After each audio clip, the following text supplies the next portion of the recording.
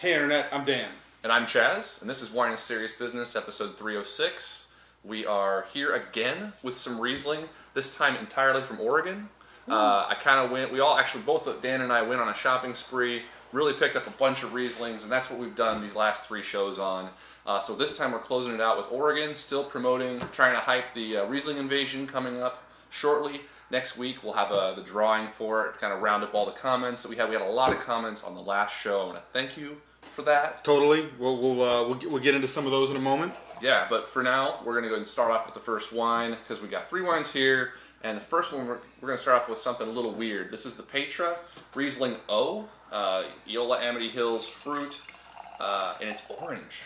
That's kind of the crazy thing about this. This is a skin contact, or skin fermented Riesling. Yeah, and not something you hear a lot of. I know definitely in Germany the amount of skin contact the grapes receive is something that they give a lot of thought to. This does have more color to it. This is definitely much longer than normal productions. But you know, Bill Hooper's pretty new Riesling production here in Oregon, making his wine down at Methven, doing great stuff. And this is a really unique and interesting wine. 60 cases produced. Yep, so small amount. If our talk here sounds interesting to you, definitely send him an email straight away, because there's not a lot of this out there to get. Right. I was doing a little reading, trying to catch up some information on these wines, and he said that the first time he made this in 2014 as well, and that it was pretty well received, yeah. Right, and sold pretty quickly. So if you're interested, definitely call or shoot him an email, find out about it. This is the first time we've had it though. Man, crazy. It's like all orange zest or all orange peel. And I'm getting a little bit of apple stuff later, like the nose is complex, but still pretty delicate. It's not really like popping in the face. Part of it might be the temperature. Of course, wines like this definitely get a lot more going as they warm up. It's a little above fridge temp. It's not super cold. It's not cold, but yeah. It's still nice, interesting nose. Yeah, I mean, I could definitely say that I see the appley thing. It's a lot of like orangey flavors to me. Maybe it's just the colors like reminding me of that. But man, it tastes sort of like, or smells orange peelish. Maybe a hint of like floral aromas too. So. Yeah, some people are afraid of orange wines or like expect them to be a little funky. Like I don't think there's anything weird going on in the nose here either. No, not at all. Still straightforward, nice white wine. Nice white wine. Yeah, absolutely.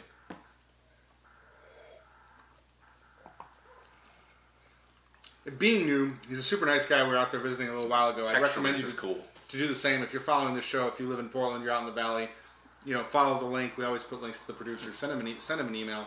Mm-hmm. Get in touch. Good tasting. Cool guy to talk to about Riesling. Yeah, got a good setup there at Methven. Like was able to show us the different styles and different things he's trying to do with Riesling. Really cool to see. So definitely educational and fun. He's really in love with the vineyards he works with too. We caught him at a good time where he took us out in the vineyard and talked about stuff. It was awesome. So this is weird, right? Pretty damn cool though. Like the texture, like you can definitely feel the sort of like tannic. Like the skin, the tannins. Yes, totally tannins on the finish. Not something you're used to with wines like this. They're not really, they're not overbearing at all actually. But they add an element of structure that's pretty unique. With these flavors, which again are mostly apple driven, but some cool floral things. Just a good complexity on the palate too. Yeah, the flavors are definitely appley, ending with like a bit of like grapefruit or orange rind, like the kind of bitter component that's on the edge of the, like the zest almost. Just a little bit.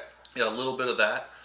Maybe even like a bit of, there's a hint of stone fruitiness to it. It almost leaning towards like a pineapple sort of thing to me, but just lighter. Like the apple flavors, I think, are the strongest component. That said, the textural elements and those tannins, the way they kind of interact with the flavor and the acid in this wine, being that it's mostly dry, it's like the texture and maybe the skin context is what rounds it out and gives it a little more body. Sure. But it's cool wine. Very delicious.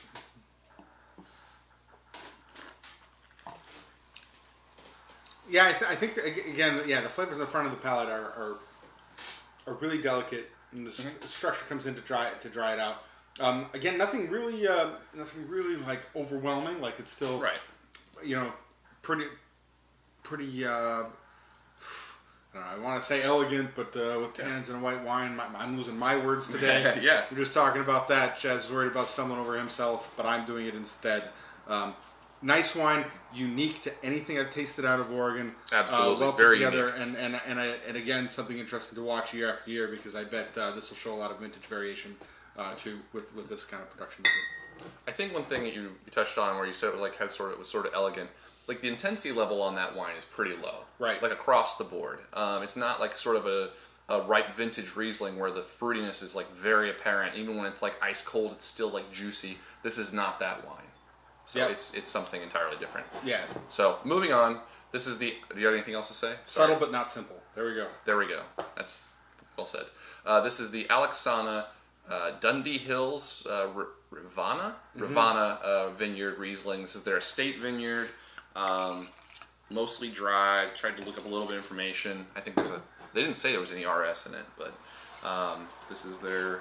I don't drink a lot of wine from Alexana. I don't know a whole lot about them. I know they've been up in the valley for a while. I know that they've got a successful operation down in California. Came up here a while ago, producing some real high-end Pinot Noir that I've enjoyed. I've had a couple bottles of it, not a lot. I know some people are much more involved in what they're producing and know a lot more about it than we do, but I've enjoyed that.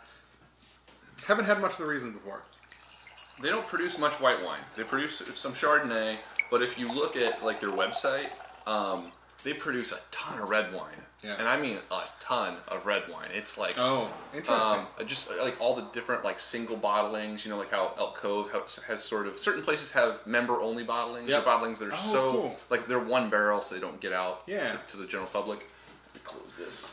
Crows are driving me nuts. That Alexana was the same way. It seemed like. Cool. Yeah. Before we taste this, I'm going to take some break and read some comments. I've been wanting to do that more. I haven't been doing a good job with people who are interacting.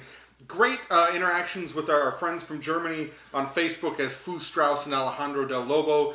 Thanks so much for watching our stuff from all the way around the world. Yes. And we dig that you're interested in our Riesling shows. Yeah. And awesome to read your comments, right? Like good information. Yeah, and so it's like super thoughtful comments from really knowledgeable wine guys in Germany. So when we ask questions like, what's your favorite sweetness level? Mr. Strauss replies with Spätlesisch Auslese, that's a mouthful, about 20 years old and not so exaggerated residual sugar. That could be my dream ripeness level. Honestly, Chaz and I have probably consumed maybe around 10 of those bottles in our lives ever. They're hard to find over here, but good expert knowledge. And in the most recent show, we were asking, what are your favorite Grosses Gewächs? Yeah, so Alejandro Del Lobo replied with Hans-Peter Keller's Abzerda GG, Emmerich Schönleber's Hallenberg GG are close to God. He prefers these to the big boys from Burgundy, which is high praise. That is. And makes me interested to try either of those. They're both probably expensive, and I wonder if any of them come to the States. Yeah, and Emmerich Schönleber's, also baller too. Yeah. All right. And then Fu Strauss. My favorites are not really Grosses Gewächs because the wineries aren't VDP members anymore. A little bit of trivia there, right? If you're not in the VDP, you can't call it Grosses Gewächs. Really? You just make big dry wines, right? It's a name just for the organization. I didn't know that. But he loves the Brewer Schlossberg Riesling and the Kohler Ruprecht Karlstadter Salmagen Riesling. Auslese R. Trocken. That last one can be totally magnificent. German wines have the longest names. That's really something. Thanks for the comments, guys. Thank you. We'll get to some more thanks soon. All right, let's try this Riesling. This is the Alexana. Friendly apples and pears. Yeah, big time. This is totally what you expect from like air. We were just talking before the show a little bit about like the way Oregon tastes, like the way Rieslings like are distinct, where you can distinctly call out flavors you see in Riesling, and the nose here is like, at least to me, quintessential Oregon, right? It's all bright apple fruits, a lot of sort of like mineral components with high acid coming through in the nose. Yeah, exactly. Right what I expect from Oregon Riesling most of the time. It's really, clean, right there for me.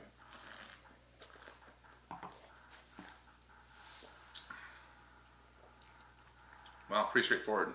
Yep. But tasty. And in a similar way, this I would even consider to be kind of like an archetypal Oregon Riesling, right? Like what does an Oregon Riesling taste like? This would be a good example. This is right? Oregon Riesling. Very clean, dominated by apple flavors, but I think the balance is done really well here. I think very well done. The structural elements, kind of the balance of the sweetness and acidity and everything, it all comes together. It's pretty enjoyable. Yeah, there's good intensity of the fruit flavors here. the acid balance, structural balance is really, really nice actually. Helps the fruit flavors, the apple flavors really run out for a very long time on the finish. Yeah. It's pretty surprising actually. That said, it's really straightforward with its fruit flavors. The acid is super racy. I really like where the acid is on this wine. But that said, just pretty straightforward. And I feel like the temperature is dead on here right now too, right? Mm-hmm. Like cool but not cold, and I think probably 50 degrees, 48 degrees, somewhere. Really complements the texture and everything. Yeah. And this would be this is an easy to drink, enjoyable bottle, good welcome wine or something like that. Right. Or if you're nervous and haven't had much Oregon Riesling before, this would be a good place to start as something kind of representative of the style, and then you can kind of learn on both sides as you grow out. So absolutely, and a drier wine as well. Mm-hmm. Like this is maybe got a touch of residual sugar. That is worth saying too. Yeah, but this is it's really dry. So just worth noting. Yeah, so definitely recommended, and I know they're a little more famous outside of the States. So if you've got friends talking about them, tell them to check the Riesling out. Mm-hmm. I think it's cool that a winery with history and connections everywhere else takes the effort to make a decent Riesling. Right. So kudos to you guys for doing that. That's really cool. I mean, it's interesting that it's Red Hills of Dundee. Right. It's a vineyard there. In a state, right? Yeah, so they've got Riesling in some of the most valuable vineyard land. Right. In the country. Right? That's something like I could say that pretty well. Like Pinot Noir from Oregon, we've had a lot of Pinot Noir from Oregon. The Red Hills are pretty distinct in their terroir, right? Like they produce wines that are pretty easy to call out in blind tastings. As much as anything we've had. Yeah. And it's it'd be interesting to see more Rieslings from that area because it's obvious that they produce grapes of a different caliber. Like that, grapes grown in that soil are distinct. Yeah. So, anyway, just a thought. Learning about Riesling. Totally rambling there. Sorry. We'll move on to the next wine. This is the Ovum Memorista 2014. Ovum, man, I think we did them on the show the first time, and it was such a weird wine, and like it stuck out in my mind. I've just consistently tried to go out and find their wines, and they're always like really interesting, cool Riesling. So interesting, interesting vineyards. Interesting production methods. Yep. Super dedicated to quality and representation of the terroir. Very natural. Man, one of my favorite guys to talk to. We're gonna get him on the show eventually. But doing some of Oregon's coolest stuff. Yeah. Some more talking to people who have been talking to us. We got some comments on YouTube. I've been better about checking into that every once in a while. Cliff Rancho replied that. He would comment to get a chance to win the tickets that Chaz was surprised by, but he can't go, so he'll just say, keep up the great work, and pretend the comment is never here. Can't help you out with the last one, tonight. Thanks for the comment. Yeah, man. Thanks for the comment. I'm glad you're enjoying the show. Cool. Yeah. And then Subculture NZ gave us a shout-out from Wellington, New Zealand. How he loves Riesling. Found the video very informative that we did with Justin, and gave him some other wines from the Waipara region to try other than Pegasus Bay. So, dude, that's rad. Yeah, I'm always pumped when people from other regions watch and enjoy our show, so thanks, man. And thanks to David Leatherwood, long-term friend from the cellar, who commented on the Wine is Serious business page. Odds are really good he's going to win tickets to the Riesling Invasion, because we haven't had a lot of local comments. We'd love to send the German guys, but we can't afford to buy you a plane ticket to get you there. Yeah, they would. So. If you can buy the plane ticket to get here and an Airbnb, then you can... or you can stay with us. Yeah. Yeah, true. There's always that too. If you guys want to come drink wine. Yeah. You got to sleep with my cats. That's it. So anyway, let's move on to the last one. Memorista 2014. Yeah. Man, this smells like grapes. I mean, I know. Like, it's weird to say that, but like, not often does like Riesling grapes stick out to me as much like in the nose of this. Like this just smells like Riesling juice. It does. More than the apples. It's got a little icy character to it as well. Yeah. Like almost like a dessert wine characteristic that you find like sort of like German dessert wines.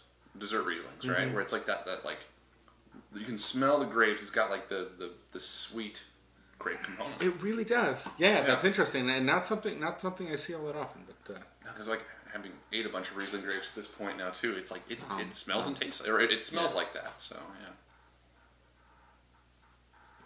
I mean, maybe you can like also say there's like a stone fruity quality to it, but like really it's just definitively like Riesling grapes. You know? Yeah, and that fruit comes in clear as day on the palate as well. Really nice sense of complexity to it. really nice core of acidity. Man, it even feels in the palate like eating grapes. Yeah. Right? It's got that little burst without the seeds, which... Yeah. It's got some sugar that like helps like elevate those fruit flavors a little bit. But I'm just like kind of actually... I honestly can't remember the last time I've had a Riesling that's tasted distinctly Riesling grapes. Yeah. Kind of crazy. Yeah, cool wine. Yeah, this is really light and fresh, and kind of that sweetness and that sweet fruit flavor hangs around up front. As I'm having a few more sips, the acidity kind of builds across the back and has a great texture to it. Kind of reminding me of like good green apple acidity, really starting to kind of fill the palate. Oh yeah. But provides a good contrast. I think without it, the fruit would be a little overbearing and sweet. So I think the two of them work well together.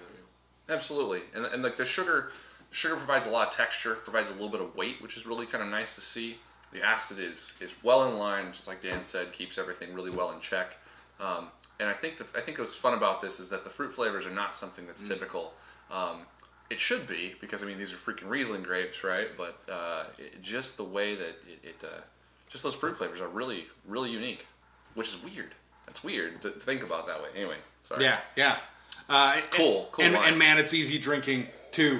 The way it evolves across the palate just kind of has that refreshing feel to it. Yep. Dries up a little bit on the back end, makes you reach for another glass, so you can just see her. And yeah, the acid kind of like dries it out just a little bit, and you're like, oh man, I could drink another. Because it's very, very easy to drink.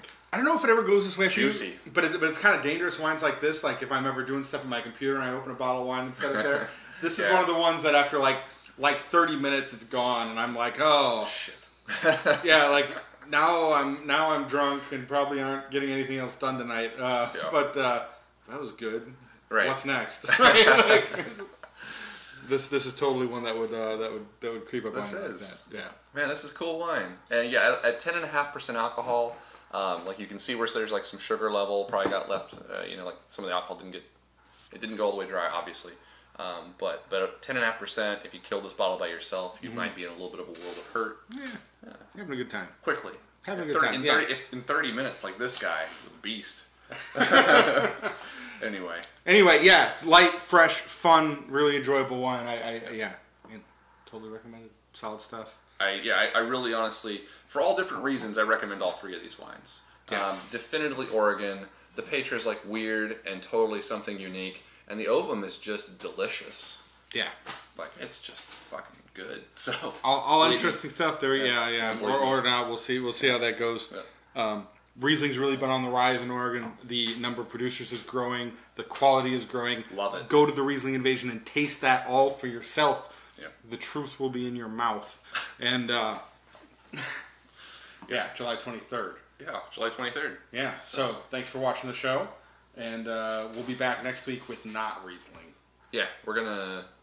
What was it? Bubbles, and then probably on to Pinot Noir again. I don't know. Maybe we'll do some rosés. But so for question. We haven't done this in a while. What's some stuff you'd like to see us get to? I know that I'm kind of itching to do some rosés. We do have a sparkling show in the works, but would love to hear some comments as to like maybe what you'd like to see on the show. So until next time, we'll see you guys. Bye.